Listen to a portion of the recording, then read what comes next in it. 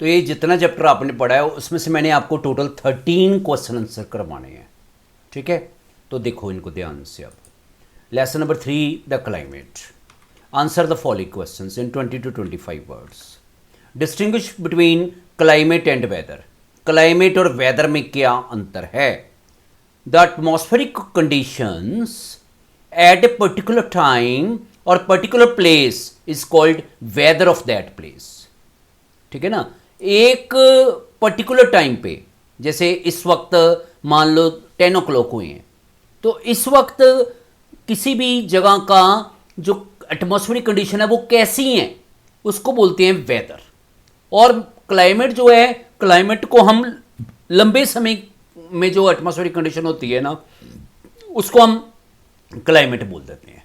मतलब वेदर जो है वो छोटे समय के लिए हम कंसिडर करते हैं और क्लाइमेट जो है लंबे समय के लिए। The average weather is called climate. Average weather को हम क्लाइमेट बोल देते हैं। लगे पता इस बात का। नेक्स्ट क्वेश्चन है, name the factors affecting the climate of India. Climate of India किन चीज़ों पर डिपेंड करता है? मैंने आपको 5 फैक्टर बताए थे। Number 1, distance from equator. Number 2, relief. Number 3, pressure system. Number 4, seasonal wind. और number 5, nearness from Indian ocean. तो ये 5 फैक्टर हैं जो कि आपने याद करने हैं। तो एक तो ये क्वेश्चन हो गया।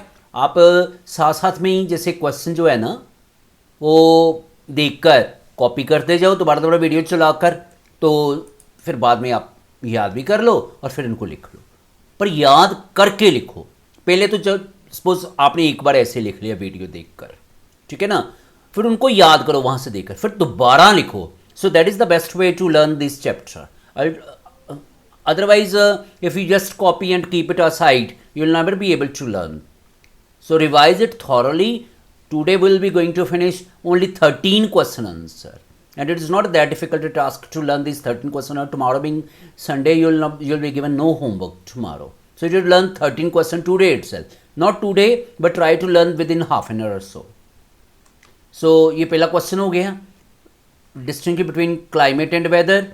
दूसरा मैंने बता दिया कि factors affecting the climate of India, ये 5 फैक्टर्स हैं जो मैंने आपको बता दिया। Distance from equator, relief, pressure system, seasonal wind, nearness from Indian ocean. ठीक है।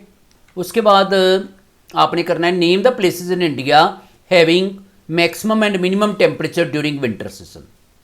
मैक्सिमम और मिनिमम टेम्परेचर जो है विंटर में कहाँ कौन कौन सी जगह पे होता है?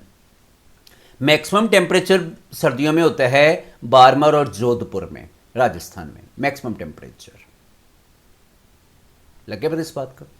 और जो places in India having minimum temperature during winter, मतलब गर्मी होती है बारमर और जोधपुर में और सर्दी होती है द्रास जो कि कारगिल में है।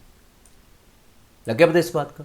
मिनिमम टेम्परेचर यहां पे होता है, तो ये भी आपने याद करना है। उसके बाद give the names of hottest and coldest places in India during various season. Hottest कौन सी है और कोल्डेस्ट प्लेसेस कौन सी है? Hottest place in India hilly areas like Leh and Shillong, ठीक है।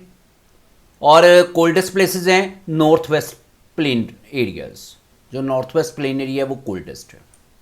उसके बाद 5th क्वेश्चन है, name the driest and wettest region of the country. Driest reason जो है जहां पे बारिश कम होती है, ले, जोधपुर और दिल्ली। और वेटेस्ट रीजन है शिलोंग, मुंबई, कोलकाता, त्रिवेंद्रम, ये वेटेस्ट रीजन है। उसके बाद 6th क्वेश्चन है, name 2 places in India having moderate and extreme type of climate. तो मॉडरेट टाइप ऑफ क्लाइमेट होता है मुंबई और चेन्नई में because of nearness to ocean. और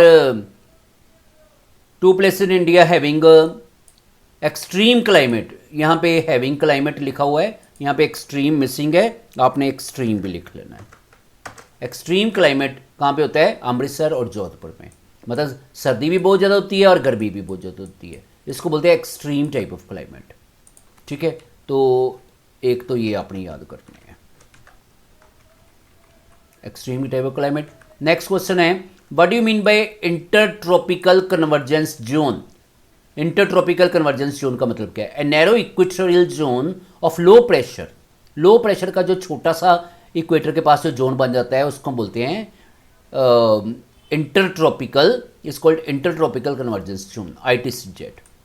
what is the importance of relief in determining the climate? Relief पे climate पे कैसे depend करता है? रिलीफ का मतलब है माउंटेन्स वगैरह। Relief provides monsoon climate to the country. Relief से मानसून आती हैं। मैंने आपको पहले बताया कि जैसे जहाँ पे अरावली होएगा वहाँ जो, because it is parallel to monsoon wind, therefore it is not causing any rainfall और little rainfall, for example in Jodhpur etcetera, Barmer Jodhpur. तो रिलीफ पे जो है वो क्लाइमेट डिपेंड करता है। अगर रास्ते में जैसे माउंटेन्स आ जाती हैं तो वहाँ पे बारिश ज़्यादा होगी। उसके बाद है जेट स्ट्रीम। द अपर, मैंने आपको बताया था कि मानसून जो है वो जेट स्ट्रीम पे भी डिपेंड करती है। जेट स्ट्रीम क्या है? The upper air circulation at height of 3 kilometre from the ground is called jet stream. जो ऊपर हवा घूमती है 3 किलोमीटर ऊपर धरती से, उसको हम बोलते हैं जेट स्ट्रीम। हवा के घूमने को हम बोलते हैं जेट स्ट्रीम।